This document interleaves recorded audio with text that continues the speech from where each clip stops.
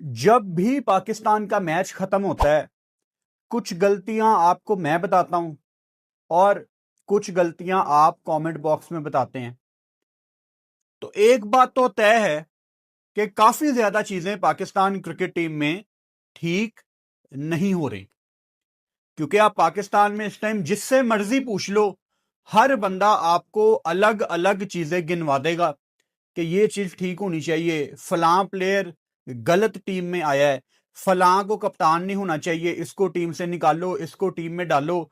हर बंदा यहां पे आपको अपनी अपनी गलतियां निकाल के बता देगा कि ये चीजें कर लो, आपकी क्रिकेट इंप्रूव हो जाएगी। यानी हम थोड़ी देर के लिए आप और मैं एक पेज पे आ जाते हैं। आपके मेरे से कुछ इख्तलाफ होंगे, मेरे आपसे कुछ इख्तलाफ होंगे, लेकिन हम सारे एक पेज पे आ जाते हैं अगले कुछ मिनट्स के लिए।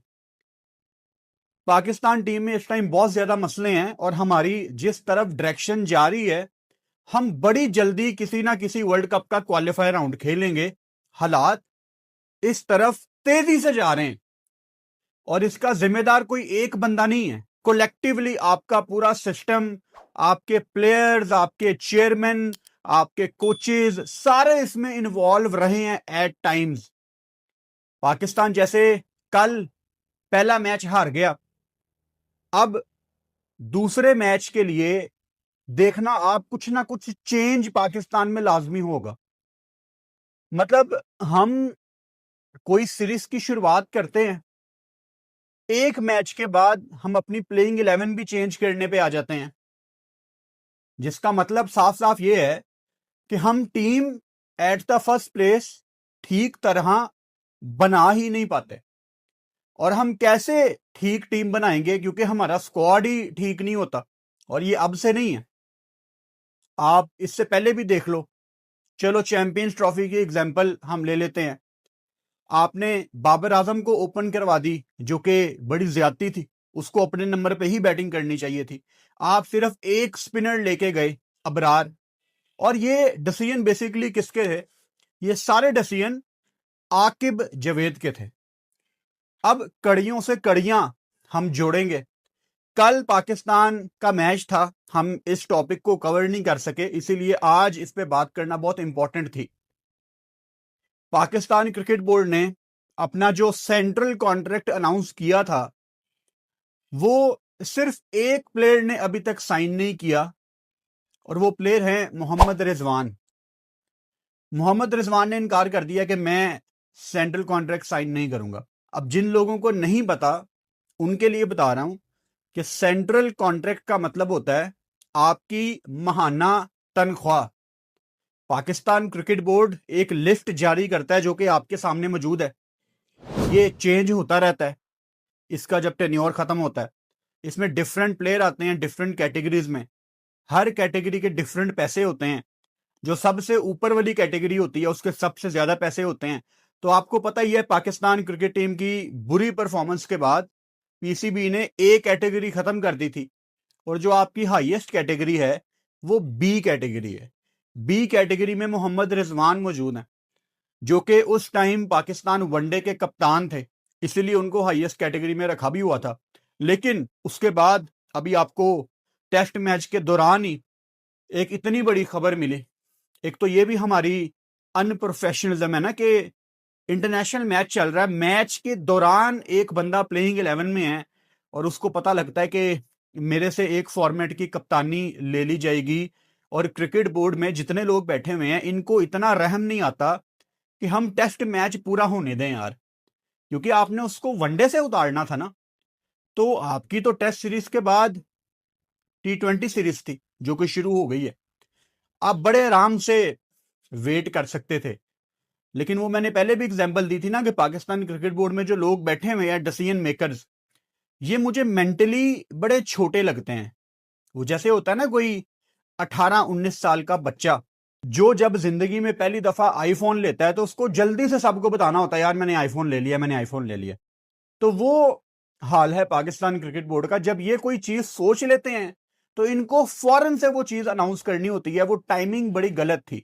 अब मोहम्मद रिजवान इनके गले पड़ने के लिए तैयार है। मोहम्मद रिजवान ने क्लियरली पाकिस्तान क्रिकेट बोर्ड को लेटर लिखा है कि आप मुझे लिखत में जवाब दें कि आपने मुझे कप्तानी से क्यों उतारा। रिटर्न। आपके ख्याल से क्या पाकिस्तान क्रिकेट बोर्ड मोहम्मद रिजवान को रिटर्न लिख के देगा कि हमने आपको कप्तानी से क्यों उतारा है? ये नहीं लिख के दे सकते क्योंकि कोई वजह ही नहीं है। इन्होंने सिर्फ बोंगी मारी है मोहम्मद रिजवान को कप्तानी से उतार के। ये बिल्कुल भी ठीक टाइम नहीं था। शहीन को आपने फजूल में वनडे का कप्तान बनाया है। मोहम्मद रिजवान ने आपको ऑस्ट्रेलिया में जितवाया, रिजवान ने आपको साउथ अफ्रीका में जितवाया। चैंपियंस ट्रॉफी उसकी बड़ी गंदी गई है, लेकिन इसमें उसका कोई बहुत ज्यादा कसूर भी नहीं था। सिलेक्शन सारी आकिब जावेद ने की हुई थी। तो फैसले उनके अपने गलत हैं, लेकिन तलवार किसके ऊपर चली? मोहम्मद रिजवान के ऊपर। तो रिजवान ने उनको कह दिया है आप मुझे लिख के दें कि आपने मुझे क्यों कप्तानी से उतारा है। तो अब होगा क्या, जो मैंने कुछ दिन पहले भी प्रिडिक्शन की थी कि मोहम्मद रिजवान को ये बड़े तरीके से वनडे से बाहर करेंगे। अब मोहम्मद रिजवान के हाथ में क्या चीज है? मैंने पहले भी सजेस्ट किया था, दोबारा सजेस्ट कर देता हूं। मोहम्मद रिजवान को एक ओपन प्रेस कॉन्फ्रेंस करने की जरूरत है। ओपन प्रेस कॉन्फ्रेंस का मतलब है कि यह प्रेस कॉन्फ्रेंस कजाफी स्टेडियम में नहीं होगी, कराची के नेशनल स्टेडियम में नहीं होगी। ये आउटडोर कहीं पे जिसका पीसीबी से कोई ताल्लुक नहीं है, एक ओपन प्रेस कॉन्फ्रेंस आप करो और जो जो आपके साथ ज्यादतियां हुई हैं वो आप पेपर पे लिखो और एक दफा सारे पाकिस्तान को बता दो। उससे होगा क्या कि ये लोग जो अपने आप को आज बड़ा पावरफुल समझ रहे हैं पाकिस्तान क्रिकेट बोर्ड में, ये बैकफुट पे आ जाएंगे। और मैं बार बार पाकिस्तान के डिफरेंट कप्तान जो डिफरेंट टाइम्स में रहे हैं उनको ये रियलाइज करवाने की कोशिश करता रहा हूं और आगे भी करता रहूंगा कि अगर पाकिस्तान का कप्तान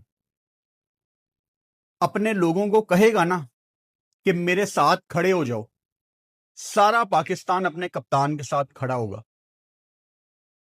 रिजवान अगर कोई स्टेप उठाता है पाकिस्तान क्रिकेट बोर्ड के अगेंस्ट, क्योंकि हुई तो उसके साथ ज्यादती है, अब बली का बकरा रिजवान ने बनना ही बनना है।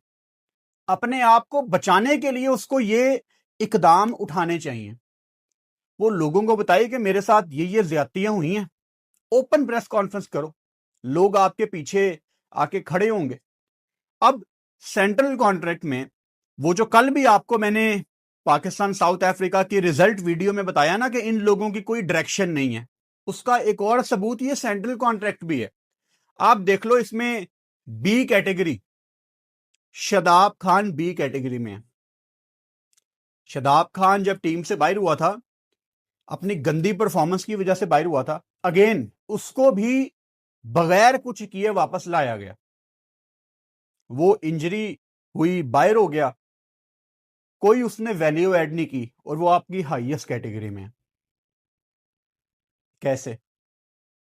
मतलब जो लोग फिर बात कर रहे हैं कि शायद शादाब खान की जगह इन्होंने बचा के रखी हुई है कि इसको T20 वर्ल्ड कप में लेके जाना है, शायद फिर वो लोग ठीक हैं, क्योंकि सैंपल साइज तो यही कहता है। कोई वजह नहीं है ना शादाब खान की बी कैटेगरी में मौजूदगी। आप बाकी सेंट्रल कॉन्ट्रैक्ट देख लो। सेंट्रल कॉन्ट्रैक्ट का मतलब होता है वो लड़के जिन्होंने गोइंग फॉरवर्ड आपकी टीम में खेलना है। आमतौर पे दुनिया में बहुत कम देखा जाता है कि अगर कोई प्लेयर सेंट्रल कॉन्ट्रैक्ट में नहीं है और वो उस टीम से खेल जाए, बहुत कम होता है ऐसा। आप फ्रॉम नोवेयर आसिफ अफरीदी को आपने डेब्यू करा दिया, वो तो आपके प्लान में नहीं था। अभी फ्रॉम नोवेयर हमें बताया जा रहा है कि उस्मान खान जी मिडल ओवर्स में स्पिनर्स को बड़ा अच्छा खेलता है। महीना पहले वो कहां पे था? चलो महीना पहले छोड़ दो, अगर वो आपके प्लान में था भाई साहब, उसको डी कैटेगरी में आप डाल देते। आपने मोहम्मद हारिस को सी में डाला, वो आपके प्लान्स में था। उस्मान आपके प्लान में नहीं था। मतलब मैं लिख के देने के लिए तैयार हूं आपको, उस्मान को शायद पता भी नहीं होगा कि उसका पाकिस्तान टीम में नाम आने लगा। तो इनको ना बैठे बैठे ख्याल आते हैं और इनकी गट फीलिंग के ऊपर ये पाकिस्तान क्रिकेट के फैसले करते हैं कि यार मेरी गट फीलिंग कह रही है कि इसको टीम में होना चाहिए। अच्छा, वो नहीं चलता, फिर दूसरे को ले आते हैं, फिर दूसरा नहीं चलता, फिर तीसरे को ले आते हैं। फिर किसी को कैंप में नहीं बुलाते, उसको सीधा पाकिस्तान टीम में ले आते हैं। तो किस तरह पाकिस्तान क्रिकेट टीम ऑपरेट हो रही है, ये आप सबके सामने है। और मैं बार बार आपको ये एग्जाम्पल देता हूं कि मुझे आज से 10-12 साल पहले लगता था कि बांग्लादेश में जिस तरह से क्रिकेट को चलाया जाता है ना, वो सबसे वर्स्ट क्रिकेट बोर्ड है। लेकिन पाकिस्तान क्रिकेट बोर्ड रोज आपको रियलाइज करवाता है कि नहीं यार, हम बांग्लादेश से भी 2 हाथ आगे हैं। वर्स्ट मैनेजमेंट, टीम के रिजल्ट आपको क्लियर वहां पे रिफ्लेक्ट होते नजर आते हैं। टीम में कौन क्यों बाहर हो रहा है वो आपके सामने है। बगैर परफॉर्म किए कोई अंदर क्यों आ रहा है किसी को नहीं पता, लेकिन आपके सामने है कि लड़के बाहर हो रहे हैं, बगैर इंप्रूवमेंट किए लड़के अंदर आ रहे हैं। As Pakistan cricket fans, this is high time for you guys कि आप ज्यादतियों के ऊपर आवाज उठाना शुरू कर दो।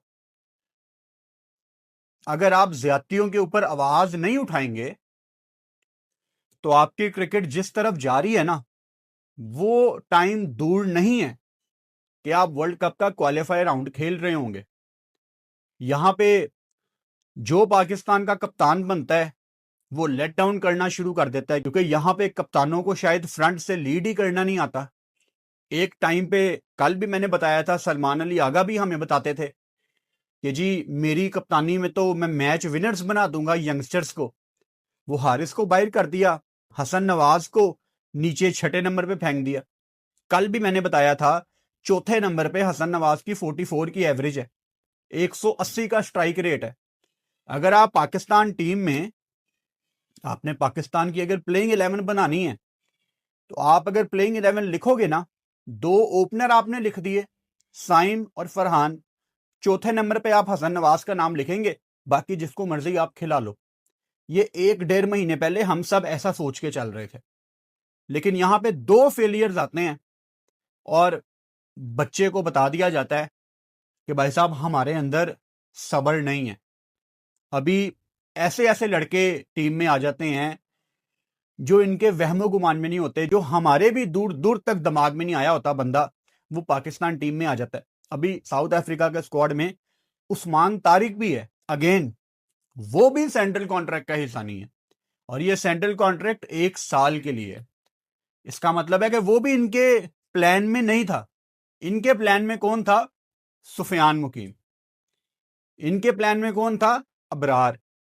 अब आपने अबरार को अगर रेस्ट करवानी है किसी मैच में तो एक ऑटोमेटिक चॉइस सुफियान मुकीम है, लेकिन नहीं, यहां पे सुफियान को ड्रॉप किया जाता है फर्स्ट क्लास का बहाना बना के, और उस्मान तारिक टीम में आ जाते हैं। उस्मान तारिक अगर 2-3 मैचों के बाद ड्रॉप हो जाएगा तो सुफियान बाहर रहेगा और शादाब खान अंदर आ जाएगा।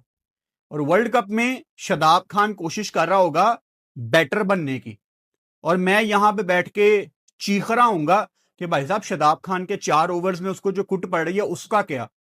ये एक सर्कल है जो चलता जा रहा है एक ही तरीके से। जितने भी आपके प्लेयर्स हैं वो पैसे बनाते जा रहे हैं। मतलब ये 29-29, 30-30, 31-31, 32-32 साल के हो गए हैं सारे। ये इनकी 3-4 साल की क्रिकेट रह गई है, पीक क्रिकेट। ये अपना कोई 20, 25, 30 करोड़ रुपया कमा के साइड पे हो जाएंगे। लेकिन ये सारे आज के प्लेयर पाकिस्तान को इतना पीछे छोड़ के जाएंगे कि आप अंदाजा नहीं लगा सकते। और फिर यही आज के प्लेयर कल को टीवी पे बैठ के चीख रहे होंगे कि जी ये चीज गलत हो रही है, वो चीज गलत हो रही है। पिछले 3-4 साल में जितनी बर्बाद हुई है पाकिस्तान क्रिकेट, उसके जिम्मेदार आपके आज के ये सारे सीनियर प्लेयर्स हैं। किसी एक का नाम नहीं मैं लूंगा, सारे आज के सीनियर प्लेयर हैं। इन सब ने एट टाइम्स कहीं ना कहीं हम सबको लेट डाउन किया, चाहे वो एक गंदा ओवर करवा के हो, चाहे कोई इंपॉर्टेंट कैच ड्रॉप करके हो, चाहे किसी बड़े मौके पे चेज पे लेट डाउन करना हो, हर मौके पे हमें लेट डाउन किया। और इनकी आप बातें सुन लो, जैसे ये पता नहीं डॉन ब्रैडमैन है यार, इन्होंने तो कुछ किया भी नहीं है अभी। जब मैं कहता हूं कि इन्होंने कुछ नहीं किया तो मेरा मतलब आईसीसी की ट्रॉफी जीतना है। पता नहीं अगर ये पाकिस्तान के ये मौजूदा सीनियर प्लेयर एक आधी कोई ट्रॉफी जीत जाते, इन्होंने तो भाई साहब कह देना था कि पाकिस्तान के 10 चौक हमारे नाम पे लगा दो। पता नहीं इन्होंने क्या कर जाना था अगर ये एक आधी कोई ट्रॉफी जीत जाते। इनके एटीट्यूड ही खत्म नहीं होते, डोमेस्टिक ये खेलना नहीं चाहते, इंप्रूवमेंट इन्होंने करनी नहीं है। फिटनेस का मेरे से ज्यादा बुरा हाल है। वो जैसे प्लेयर्स हैं वैसे ही अवाम है। वो मुझे भी कमेंट आते हैं कि तुम पाकिस्तान के फलां प्लेयर को क्यों क्रिटिसाइज कर रहे हो, तुम्हारी तो अपनी फिटनेस नहीं है। ये एक ऐसी बात है जिसका जवाब देना भी बेवकूफी है। मतलब जो बंदा ये बात कह सकता है ना, वो जवाब डिजर्व नहीं करता। मतलब अगर आप मेरा मुकाबला किसी पाकिस्तान के प्लेयर के साथ कर रहे हो, फिर जाहिर बात है मुझे वजूहात समझ आती हैं कि हम क्यों एक थर्ड वर्ल्ड कंट्री हैं। क्योंकि हमारा जो माइंडसेट है, जो हमारा विजन है, बड़ा छोटा है। हमारा सोचने का दायरा बहुत छोटा है। अगर हमने फजूल में दो चीजों को कंपेयर करना है जिनका कोई ताल्लुक ही नहीं है, फजूल चीजों के लिए हमारे पास बहुत ज्यादा टाइम है।